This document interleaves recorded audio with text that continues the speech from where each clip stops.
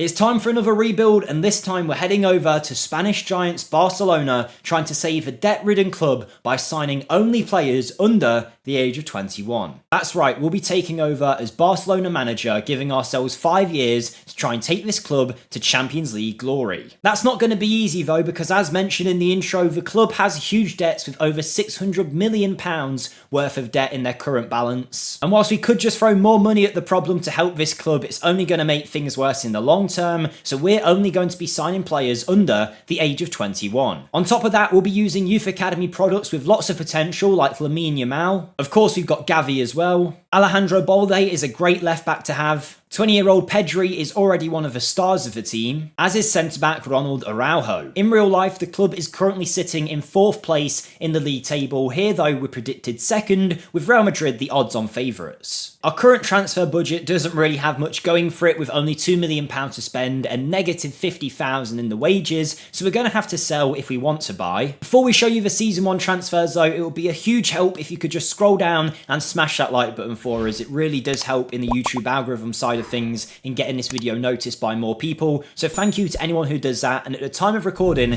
we are closing in on that 30,000 subscriber mark, so any support towards that goal would be amazing. If you are watching but aren't currently subscribed, then just hit that button, forget you ever did it, it's free to do and it will help us get towards that target. Comment down below which rebuild you want to see next. Every rebuild we do here on the channel is one that is suggested by you guys, and if you want to continue this rebuild yourself, then you can check out my Patreon, linked in the description. Over there you can support me as a creator, and in return I give you access to the save files for Season 1, 2, 3, 4 and 5 for every single rebuild that we do here on the channel. So thank you to anyone who checks that out. There's also an FM Discord linked in the description. So with that being said, that's all the plug-in done. So let's see what transfers we made in Season 1. And the only transfer in or out that we made ourselves this summer was Rafinha going on loan to Man City. We didn't really have enough funds to bring any players in, and with the club in debt at the minute by so much, we do need to start thinking about selling some players on. Obviously, the club hasn't been ran in the best way, to put it lightly, recently, so we need to start making some money. Now, we couldn't really get any full offers. That's because most teams in the FM world have already made their transfers, so they don't really have the cash to bring in big players like Rafinha for full fees. So instead, we've got him out on loan, which takes some of his wages off the books. He's gone to Man City, and if he performs well, we'll hopefully be able to sell him next summer. And if we look at our squad, all of these players highlighted here's contracts are expiring in the next couple of years, so we need to think about making permanent sales for them at some point in the future. The likes of Gundogan are included in that list, Inigo Martinez, and of course Robert Lewandowski, who's on huge wages, and at his age, if we can get any kind of transfer fee, it could be good business for him. But for our first season, this is the team we're left with, and I'm sure this is going to change a lot over the next few years. But we've got ter Stegen in goal, the German goalkeeper, with Cancelo on loan from Manchester City at the back. Got Araujo, who you've met, alongside former Chelsea player Andreas Christensen and Alejandro Balde. You've got Frankie de Jong at the base of our midfield to really build this team around, alongside Gundogan and Pedri. We've got Rafinha out on loan at City and Fati out on loan at Brighton, but hopefully he's got a big future with us. And of course Lewandowski, and that's not including some great players on the bench like Gavi and Lamine Yamal, alongside the likes of Koundé and João Felix, who's in on loan. And I imagine most of these loans, Cancelo and Felix, we won't have the money to make permanent. But this is the team we've got for Season 1, so let's see how we do in our first year, and then we can really start to make this team our own in Season 2. And we've got off to a great start, winning the league title with 89 points in our first season. At Real Madrid, nowhere near. Second place was Athletic Club, or Athletic Club Bilbao, as most will know them. We were runners-up in the Supercopa de España. Copa del Rey, we were knocked out in the quarter-final by Atletico. And then where it really gets disappointing were our European efforts, where we finished in 3rd place in our Champions League group with Newcastle and Inter qualifying over us, which meant we went into the Europa League. And we got knocked out 4-2 on aggregate in the round of 16 against Roma. Of course, winning the league is great, but in a rebuild where we want to win the Champions League, that's not really good enough on a European front. And with the amount of players we're probably going to have to sell to start recouping some of this debt, it's going to get harder over the next few years. So this might be the best it gets for a couple of seasons now. Unsurprisingly, our best performer this year was Robert Lewandowski with 49 goals in 44 appearances. Now wanted by Al Nassr, that might be a transfer that we have to look at this summer if we want to get his wages off the books. Lamine Yamal, also one of the best performers this year, alongside Pedri and Araujo, some loanees as well, doing quite well at their respective clubs. Rafinha not playing too much for Manchester City, only 11 sub-appearances and 5 starts. Doesn't bode well for him in terms of a future transfer. Frankie de Jong, Balde and Gavi, alongside many others, performing very well. But it's a good start for us to build from in terms of the league form. But as mentioned, we're going to have to sell a lot of these players to start making the money back. So things won't get any easier anytime soon. If we have a look at the debts and loans, the debt's actually gone up this season to over 700 million. We're really overspending on the wage department, and transfer-wise, we've got 18 million pounds to spend next summer with 230k in the wage budget. As you can see, Marcos Alonso and Sergio Roberto, they're leaving at the end of their deals to go to the Saudi Arabian leagues, and that's hopefully going to ease up some of the strain on our wage bill. But there's plenty of transfers to be made in season 2, so let's see which under-21 talents we can bring in. And we have had some huge sales this summer, so I'll quickly run through them as quick as we could. We have sold Clement Lenglet to Monaco. The Frenchman was on loan last season at Aston Villa, didn't play much, so to get £7.5 million for him, it seems like good business in the end. Oriol Romeu moves to Al Qadsiya out in the Saudi Arabian divisions for 7 million, a profit on what Barca paid for him, and after 19 substitute appearances, it seemed to make sense to let him go. Sergio Dest has gone to Real Sociedad for about 5 million, as has Julian Araujo, who's also moved on to the same club. So they've got 2 right-backs competing from the same position, all from Barcelona. And Inigo Martinez, with a year left on his contract, has moved on. The Spanish international wasn't one of my 4 choices that I wanted at centre-back, so I've let him go for 5.5 million to Sevilla. This is where the transfers get interesting though. 3 huge players have left the club. Firstly, Robert Lewandowski. We mentioned if we got the right offer for him, with the wages he was on of £300,000 a week, if we could sell, we would, and we did. We got a £7.5 million offer from Saudi Arabian side Al Nassr, presumably as a Ronaldo replacement. They're offering him £1.5 million a week. He's never going to turn that down. It's a crazy wage, and Lewandowski is out the door. It gets bigger though. Rafinha has moved on. He was on loan at Man City last season, was terrible, but the Brazilian has moved to PSG for 43 million, rising to 47, which, considering we paid 55 mil for, isn't the worst thing in the world. We get his wages off the books, and really we're clearing up that position for Lamine Yamal to play going forward. But the biggest sale of all is Frankie de Jong. Now, we had an offer come in from PSG, we rejected it. He then got upset and said, look boss, I want to go to PSG, I don't want to be here, how much would we accept? I mentioned a number over 100 million, and PSG have paid it. 110 million was the fee, which actually, as much as I wouldn't want to sell Frankie de Jong, it's actually really good money for the player, considering he's 27. Yes, he is now valued supposedly at 300 million at PSG, but in a time when we need to bring cash in, if we can get this kind of money from a player like de Jong,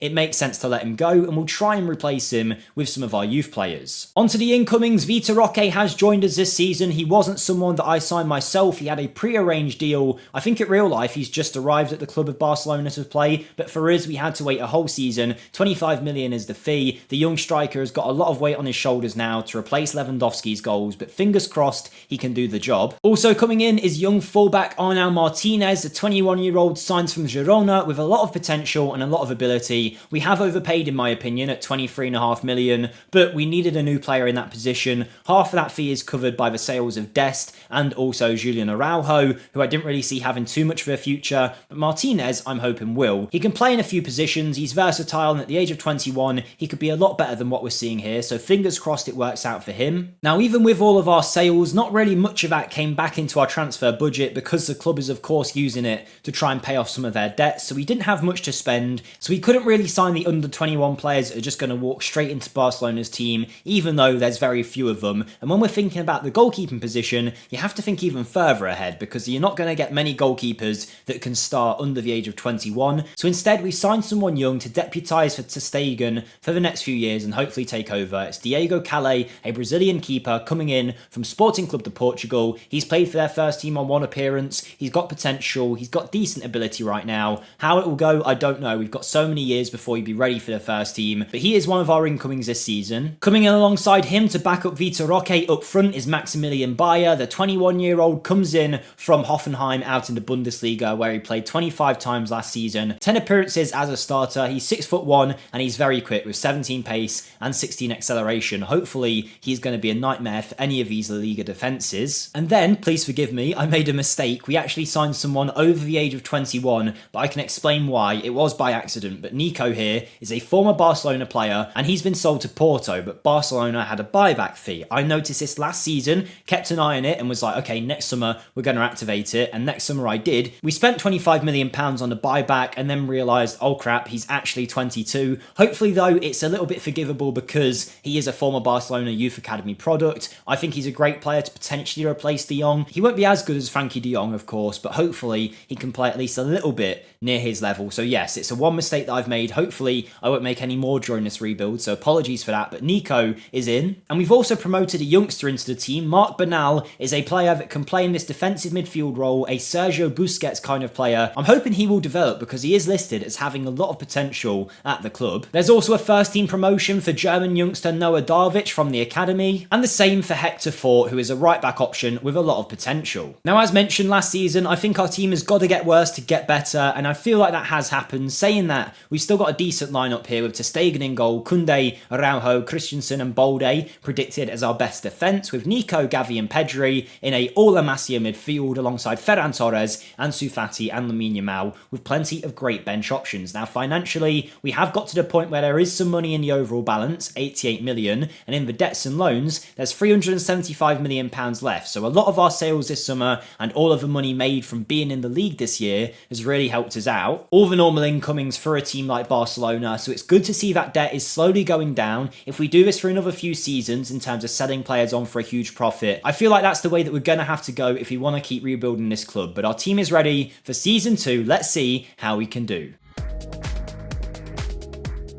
And I knew it was going to be hard, but maybe not this hard, because this season, we've had a terrible year, to be honest. Only just scraping a Champions League place, 69 points. Athletic Bilbao are behind us with 68 points, only 1 point behind us, and we are nowhere near the eventual winners, Real Madrid, who got 101 points. Did they go unbeaten? No. They got one loss, but they had 99 goal difference compared to our 22. They're going to be so hard to top this season, and that is a very disappointing second year. Runners-up in the Supercopa de España to Sociedad, the Copa del Rey, knocked out in the semi-final by eventual winners Bilbao. They're having a great time in this rebuild, far better than us it seems. Then the Champions League, how far did we go? We were in the league phase, of course, and finished in 21st place, not too bad. That took us into the knockout playoff round where we knocked out Bayer Leverkusen, round of 16. We take on Manchester City and knock them out in a very good performance by the looks of it. That took us to the quarterfinals where PSG were the eventual winners, and fingers crossed it wasn't Frankie de Jong that scored against us. Let's have a look. No, it was Gonçalo Ramos with a hat-trick. So Champions League-wise, we've done a lot better, but in all our other competitions, particularly the league, it's very disappointing, very underwhelming, and that's going to mean less money coming in this summer for only finishing 4th. So again, we might have to think about a lot of sales to the club. We have been given £95 million to spend though, and £400,000 in the wage budget. I just need to be careful we don't start spending that like crazy and getting in the same position that Barca were in originally. But I think it's pretty clear we are lacking goals in this team. Whether we just wait it out and wait for the likes of Vitor Roque to get better, or we sign a striker, I'm not sure, but it's been a good performance from Marc Bernal and the odd appearance that he's played, so it's good to see the 18-year-old developing well in that Busquets position. If you haven't noticed, I have tried to do not necessarily Pep's Barcelona, but that kind of style of tiki-taka football. We've got a three-man midfield in that 4-3-3 shape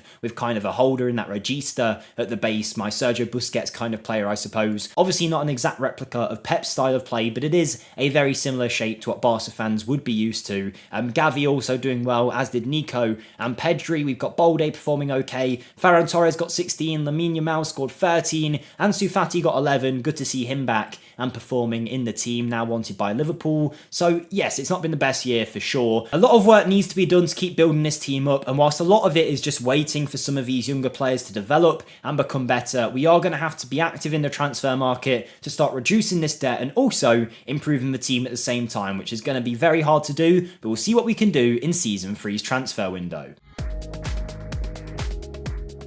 And to be honest, it's not been a crazy window. There's been no real outgoings in terms of players leaving. We're trying to keep the core that we've got in this squad currently, and we had no major offers for some of our stars, but we did bring in 2 extra talents into the team. Firstly, we've got 21-year-old Dijon Cameri, who is an Austrian international coming in from RB Salzburg after 2 good seasons for them. He is an attacking midfielder, but I feel like we could drop him into this midfield to deputise for the likes of Pedri and Gavi. I think he's a talented player, now valued at £60 million or so. Good ability, lots of potential, exactly what we're after for this Barca side. And it's the same case for Michael Kayode, who comes in as our best right back by far, with so much ability and loads of potential as well. He's an Italian 21-year-old internationally capped, coming in from Fiorentina after 2 seasons for them. He's quick as well, with 17 acceleration and 15 pace, great agility, good going forward. He's great defensively as well. And he's probably the first one we've signed under the age of 21 where I think he's ready-made to be a world-class superstar. Him on one side, Balde on the other. We've got 2 great fullbacks there. And if we now have a look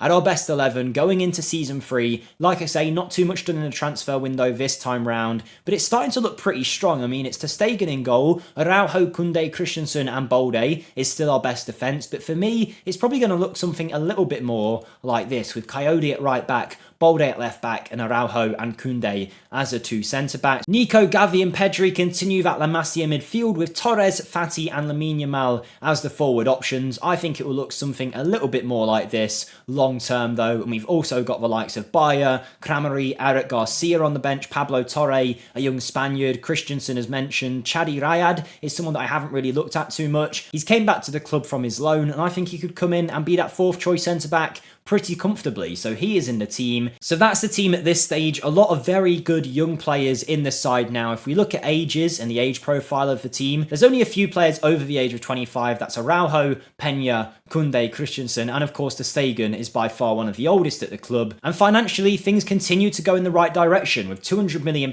in the balance. And if we look at the debts and loans, we're only owing around £150 million now, which is way less than it originally was. The money we're receiving from being in the Champions League, sponsorships and La Liga is starting to iron out the debts we were in. The fact that we haven't spent much in the last few years has definitely helped, but hopefully we can still see some good performances on the pitch in season 3. And it's a better year this season, but maybe still not quite where we want to be. Firstly, the league table, finishing second to Real Madrid yet again, who have another phenomenal season, but it's more points this time, 80 points, and clearly far and away in second place, nowhere near first, and clear enough of third that we can say, you know what, we are the second best team in this division right now, and that is something we can build from with our young team. The Copa del Rey, we have delivered to the club, beating Real Madrid in the final 2-0. That's great to see. In the Champions League, it was a quarter-final exit to PSG yet again, beating us 4-1 on aggregate in that game. Once more, did we get scored against by any of our old players? Ousmane Dembele did score against us in the first leg. It was former Real Madrid player Marco Asensio. If we have a look at the Copa del Rey, it was a double from Vitor Roque. Based on his goal scoring record that I can see at the bottom here, it's not quite been as good of a year as we'd want from Vitor Roque just yet, but at the age of 21, he's probably got another season or so where I'd say, you know what, I'm trusting you as a striker. After that, we might need to think about someone new, because he's not quite hitting the goals that you'd want him to score. Saying that though,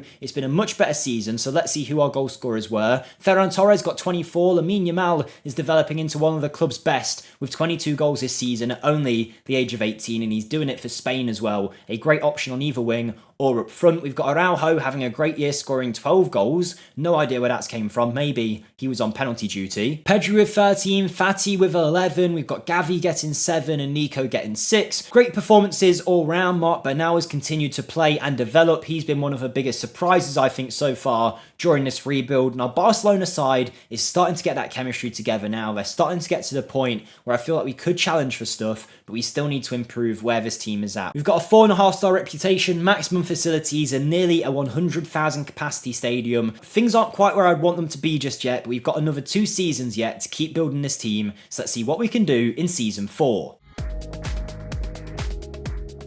Don't worry, this is the last time I'll ask you, but before you see the transfers for season 4, if you haven't yet and you are enjoying the video, please smash that like button and subscribe for more content like this. But let's see who we signed and who we sold. The first sale is Arnau Martinez. He was a transfer that I feel like it never really worked for him because of the talent in his position after we signed Coyote, so he's moved on to Real Valladolid. We signed him from Girona for 23, sold him for 9. It is a loss, but look, not every transfer is going to be right. I feel like overall we are doing the right thing with the club, but sometimes you're going to get it wrong when you are judging a player's potential. Andreas Christensen is another former Barca player going to PSG. He's left at the end of his contract to join the French Giants. And in a strange turn of events, we have sold Dijon Camarion. It was one of those where we signed him last season, he played a fair amount and actually played pretty well, but he was upset and wanted to play more, so he wanted to leave and we were willing to listen to any offers that came in. In came Sporting Club de Portugal, offered 40 million for a player that we signed for 15 last summer. After 17 appearances, to turn that kind of money around,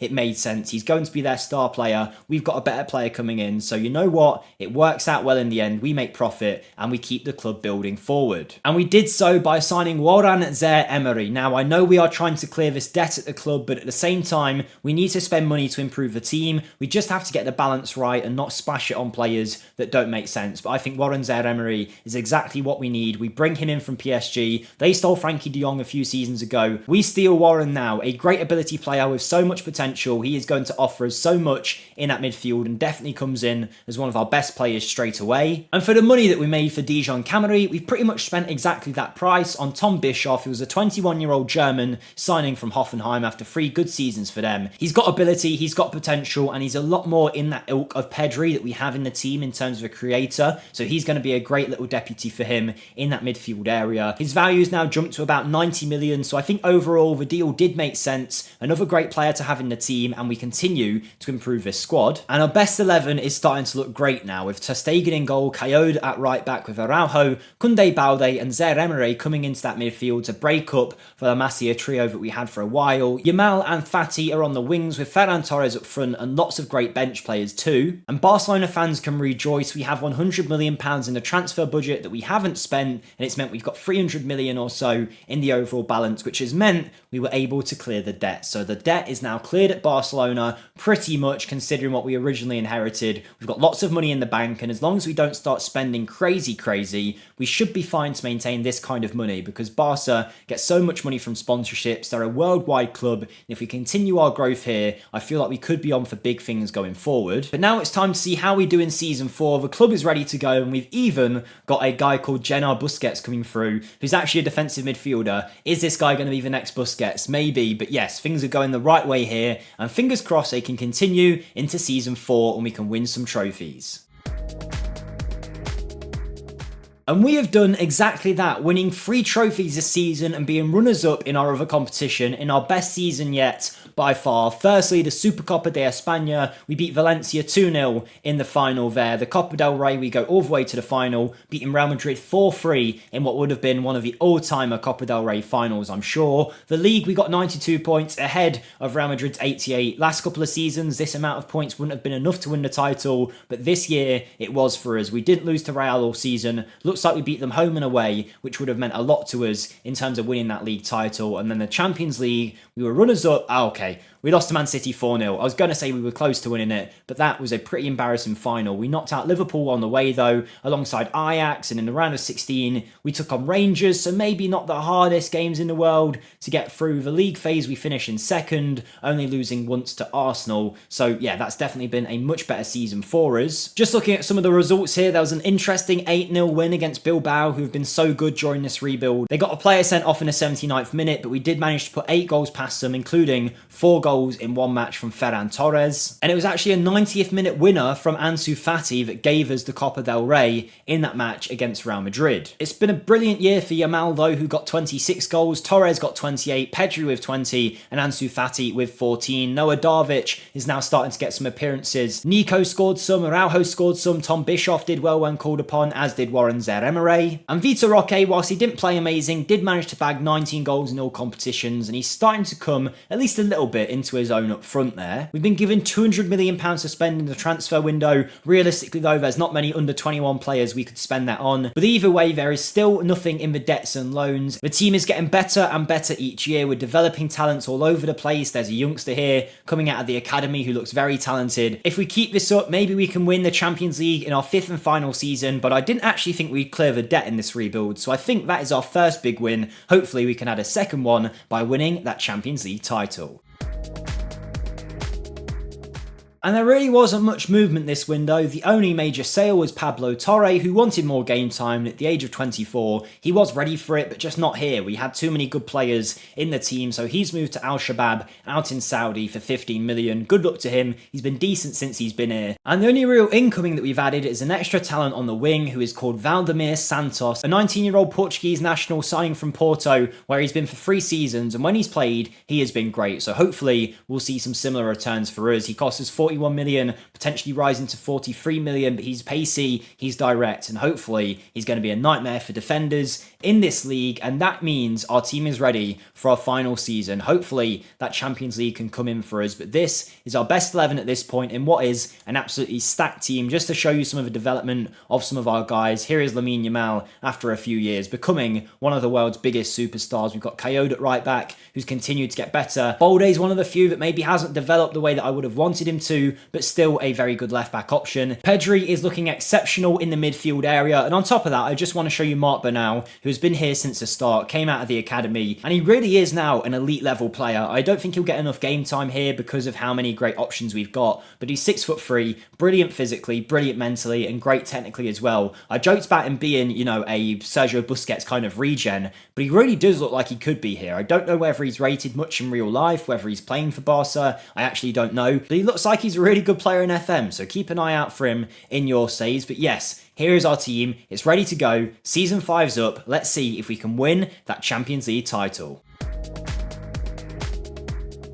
And in fairy tale fashion, we actually have done. Saying that, we had to give up the La Liga title by the looks of it to win the Champions League, but we have won the Supercopa de España, beating Bilbao 1-0 in the final there. We got knocked out in the 4th round of the Copa del Rey. Let's forget that ever happened. The league table, we finished on 88 points, not bad, but Real Madrid having another unbelievable season, getting 101 points to win the league there. We're still lacking a big goal scorer, with Yamal being our best with only 19, but the Champions League we won in a penalty shootout in the final against AC Milan, knocking out PSG to get there. That would have been sweet considering how many times they beat us. We knocked out Bayern, we knocked out Man City, we did not take the easy route at all. We have had a very good season there. Let's look at that Champions League final though, where it was our new man Valdemir Santos on that left wing who came in this summer, who scored the opening goal in the 48th minute, tucking it past Magnan in the goal there. And pretty soon after, they went forward and scored a goal through Rafael Leao, Doku crossing it from one end of the pitch. That made it 1-1, and then the penalties happened. We had Araujo blast it into the back of the net, and then they stepped up. I've never really seen a penalty shootout here in the highlights, but we're going to watch all of it. It went 1-1. Then we had Ferran Torres, made it 2-1. Theo Hernandez stepped up, and ter Stegen couldn't save it, and that was now 2-2. Here came Vitor Roque, though, to score for us, and he put it into the top right, making it 3-2 to us on the night. And then ter Stegen tried to make a big save. He didn't. It went into the right corner, making it 3-3. Tom Bischoff steps up and puts it into the top left corner. Magnan getting very close to that one. Benacer then stepped forward, past ter Stegen. That led us on to the 5th penalty, which is taken by Nico, the player that we accidentally signed at the start, which maybe goes against all of the rules here. He scored. That meant we won it, and it looks like Baldanzi must have missed the next penalty, and it just doesn't show it in the highlights there. But that was our Champions League win this season. We've had some great performers across the board, just to show you who's played well. And let's have one final look at Lamine Yamal, who's became an all-time player there, and Araujo, at the age of 29, is one of the world's best centre-backs too. So I believe that was 2 league titles, 1 Champions League, a couple of Super Cups, and a couple of Copa del Reys as well. 105,000 capacity stadium now, great facilities, and a worldwide reputation with a young squad that's going to keep getting better and better. Financially, there's 356 million in the balance, nothing in the debts and loans. I call that a successful rebuild. So there we go. That is Barcelona rebuilt. Let me know in the comments who you want to see next. And remember, you can go onto the Patreon if you want to get access to these save files. Thank you for watching, and I'll see you next time. Goodbye.